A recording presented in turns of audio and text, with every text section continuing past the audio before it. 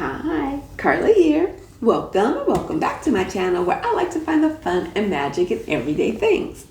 So recently I bought 3 new resins. And the first thing I like to do is a sensory ingredient profile, or SIP for short. Now a SIP helps you to connect all of your senses to the aroma, which not only helps you to recall that scent later, but it also helps you to make great incense blends that actually suit your tastes. Now, if you want to know more about the sensory ingredient profiling, I suggest you watch this video first. This is where I go into detail about the entire process, and we do a sensory ingredient profile on pine resin. So go on, I promise I'll be right here when you get back. Now today, I'm gonna do a profile on Opopanax. And yeah, that was a little hard to pronounce, so I had to ask Google Opopanax for the correct pronunciation. And since the charcoal is already burning, I thought I'd do a few herbal profiles. And after that, let's have a play and see what we can make with that Opopanax and some herbs and see what fabulous incense we come up with. So come on and let's go have some fun.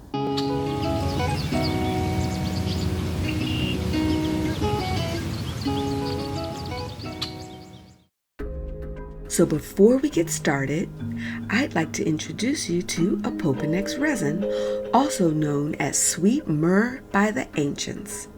It was prized for making perfumes and body oils.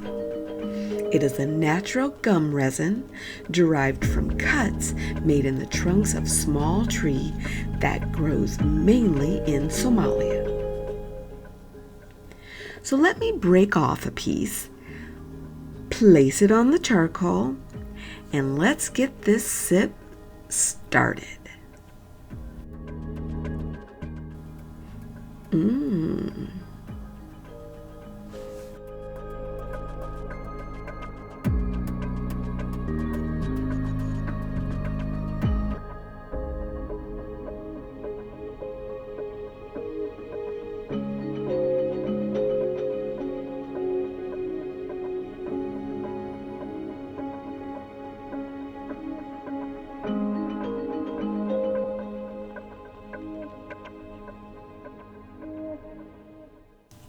To me, Opopanax smelled like toasted bread with sugar on top. Now, when I was a kid, I would grab my Wonder Bread, slather it with butter, and then sprinkle lots of sugar on top and toast it in the oven. And this kind of reminds me of that. When I smell it, it makes me feel warm and cuddly. It's giving me that hearth and home vibe. I really like this resin. It's very pleasant. So I was going to immediately start profiling some herbs, but I thought I really needed to clean up my act. This is the messy list I showed in part 1, so I decided to make a neat form for my incense journal, which I'm calling snapshots. It's much better, right? If you would like a free PDF copy, the link will be in the description box. So here are the herbs and flowers I'll profile today. I've chosen these flowers to see how they smell burning, and also if they resemble their fresh smell at all.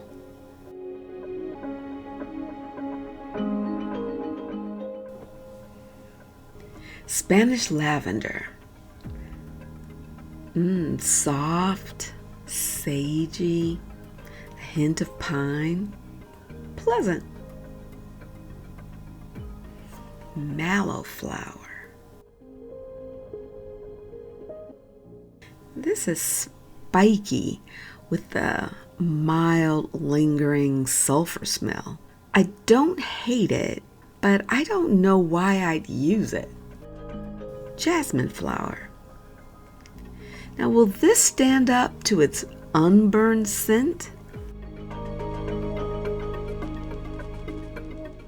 Wow, it has a light floral smell, and it's reminiscent of jasmine. I like it. Chrysanthemum.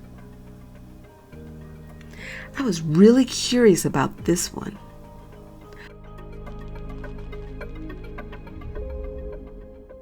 Oh my goodness. This smells so good. It's citrusy yet floral. Okay, I love this.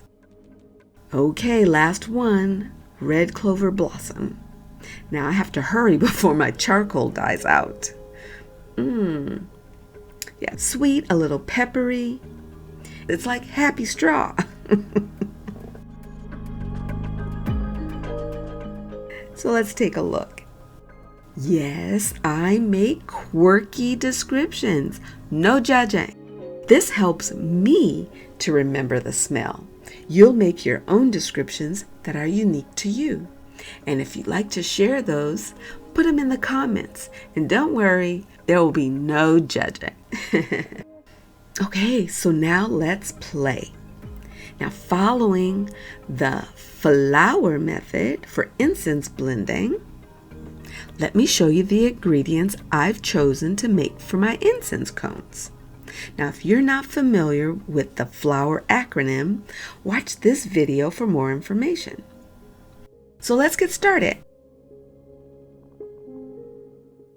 So of course I'm using Opopanax for the resin, and that's the only resin I'm going to use. For the flower, I'm using chrysanthemum because it smelled so good, as well as jasmine flowers. For leaves, I'm using coriander. For oils, I'm using bergamot and clary sage essential oils. Now for my wood, I'm using sandalwood, and then I'm using jigget as a wood binder. So I have no particular intent in mind. I'm really more curious about how it will smell. Do these scents blend well together? I don't know. We'll see. So before we start, we'll first need to powder the ingredients. Now, here's an important tip. Whatever you powder, put it in a labeled container, because believe me, we always think we'll remember what it is later, but we don't. Case in point, here's my I have no idea what this is collection. Okay, lesson learned. Let's powder and label our ingredients.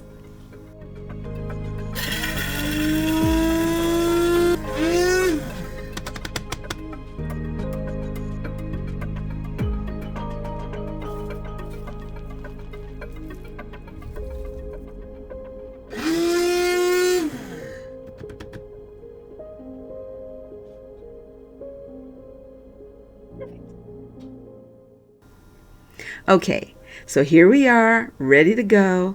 Let's make some incense cones.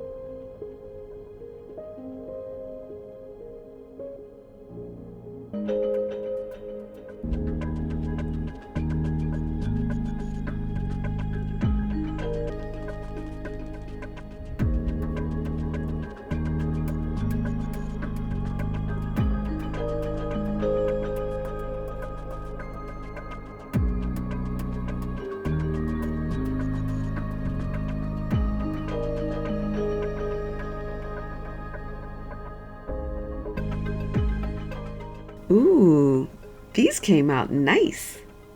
Will they smell as nice when burned? Fingers crossed. Let's see.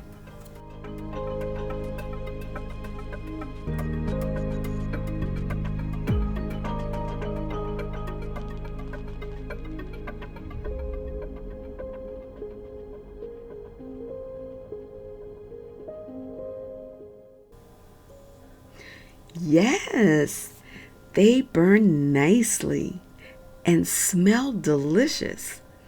A little sweet, a little powdery, but not too soft. It has a bit of a spikiness to it. You know, it gives me a hipster coffee house vibe. You know, that cool and comforting, but not too soft. It's definitely a keeper. I hope you've enjoyed this video, and make sure to check out the next video, part 3 in the series, where we profile 2 types of benzoin resins. You won't want to miss that one. Till next time.